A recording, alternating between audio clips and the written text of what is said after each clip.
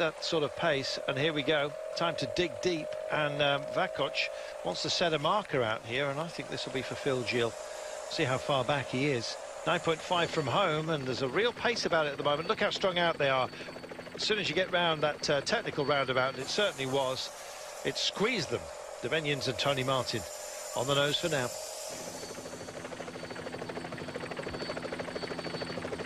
Waiting for the big turn to come to our climb, and in fact not that much road to play with at the moment. They're strung out, no wind today, Brian, and that's possibly a blessing for some. Yeah, no wind and rain, but certainly a lot of racing to be done. Just swinging left now, Devanines and Tony Martin. Tony Martin has done what a huge ride today. You could see he was starting to get stronger as this race goes on.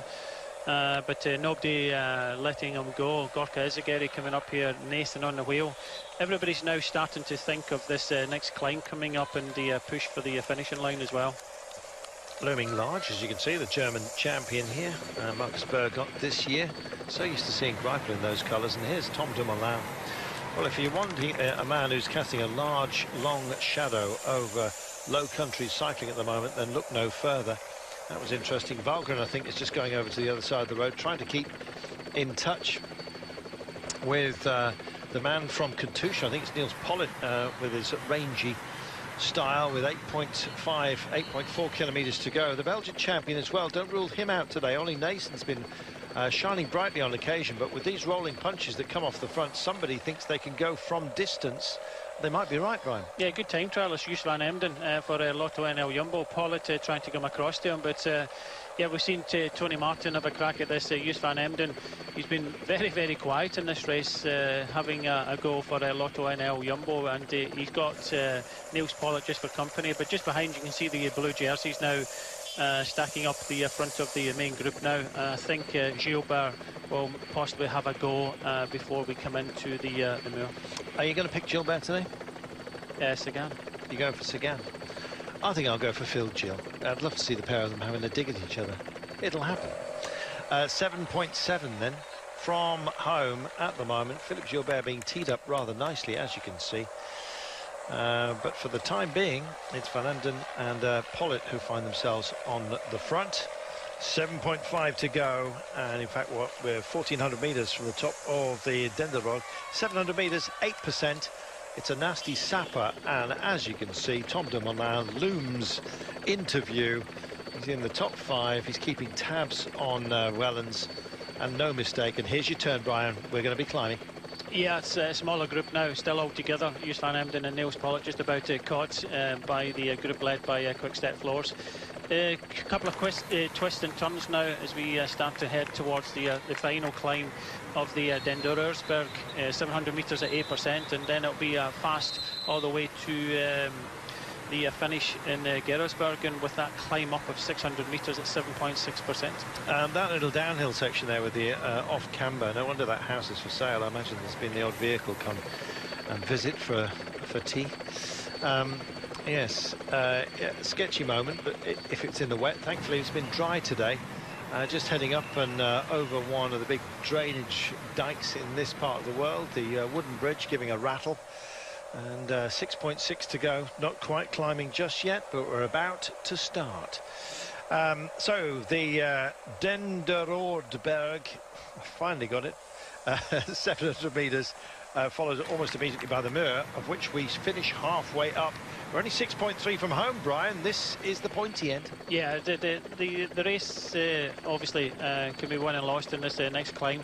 And it is all strung out. You just see Devanines get blown off the back, and also Tony Martin, who's been in the break all day and on the attack as well. So it's all kind of stringing out. Yves Lampaert, it was on the front for Quick Step Floors, but now Mads Pedersen is looking to set up Jasper Stuyven. Mads, you have to be looking at the incline that we're dealing with. Thankfully, the cobbles here, you'd think they were quite benign. They're round, almost pebble-like these, and quite small. They're set into concrete, so they don't rattle Unlike the bars and indeed the shock absorbers, which are the elbows at such moments, and as you can see, there's a great deal of tremor going through the arms of the riders. And Peter Sagan suddenly hoves into view on the right-hand side of our screen. Over on the other side of the road, Michael Valgren as well, starting to dig in for glory. This is it, Brian, the pointy end of the day, and in fact, that is the point. It is the big names who are coming to the fore right now, none bigger than Peter Sagan, who's threading a needle at the moment. Greg van Avermaet goes aware of the danger. GVA goes off the front, and Peter Sagan is on his case right now. Kerkelaer also staying in for the fun, and there's Tom Dumoulin.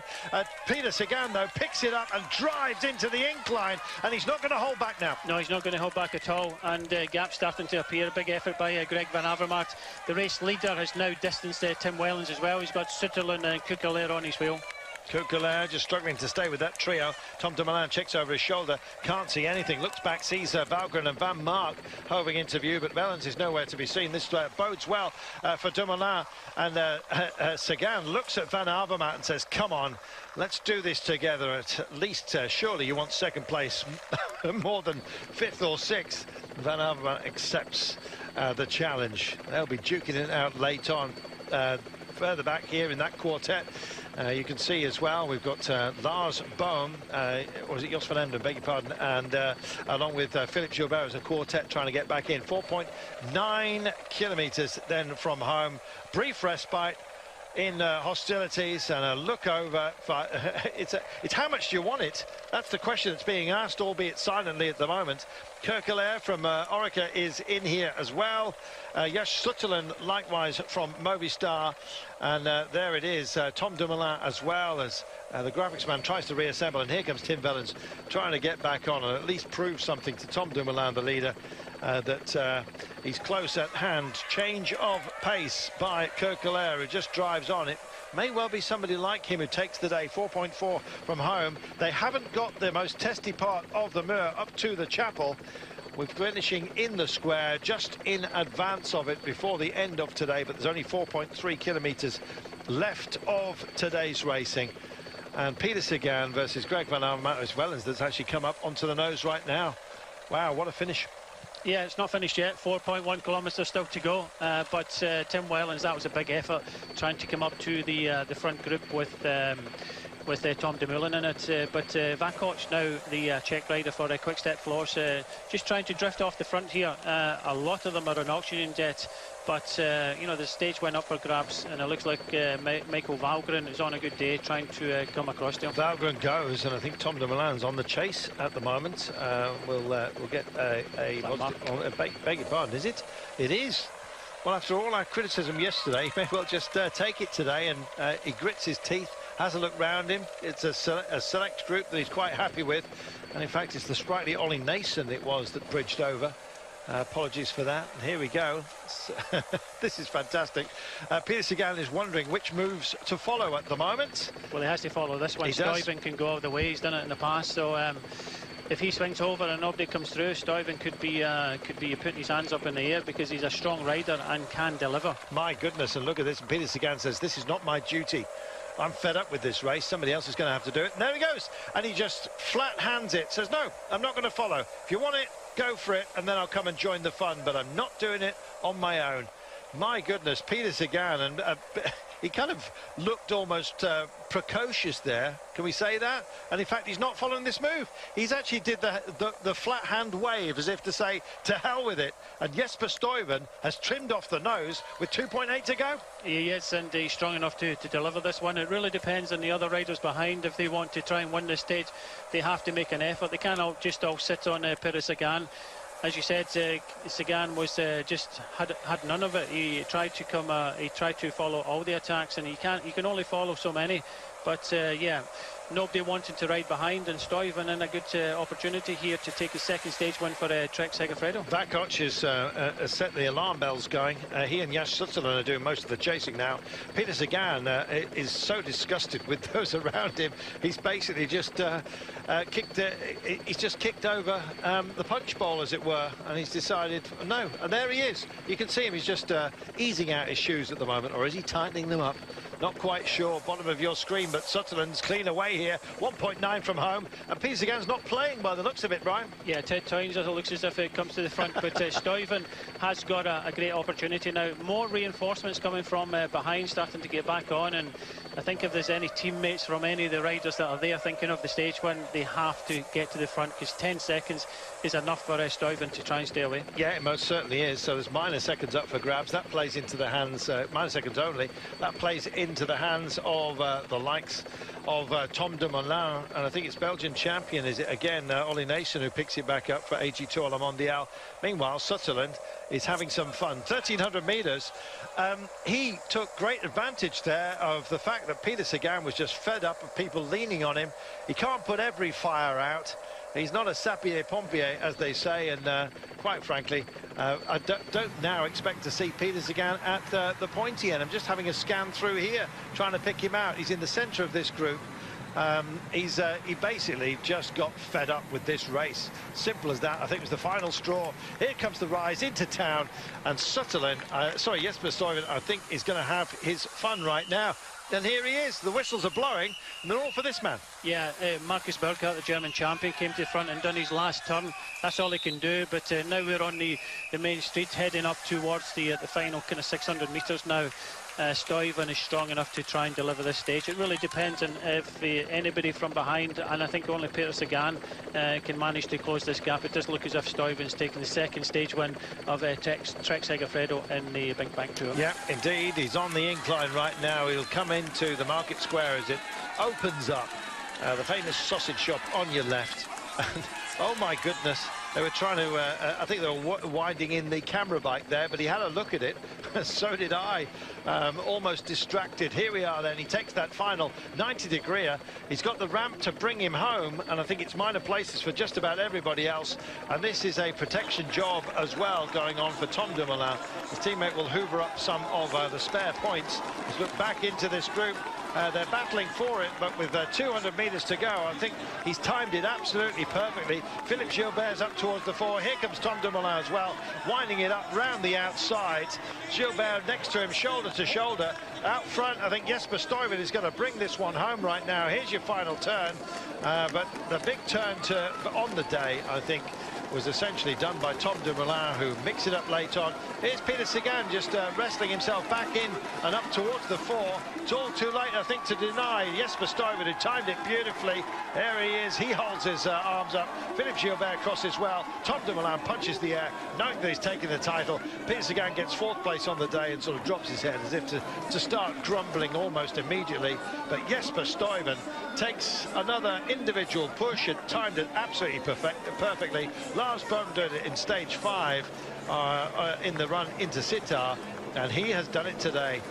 Well done, Jesper Stuyven. Great timing, great rider, and a great stage win for him. We'll be back to ponder the approach and what this man did after this break.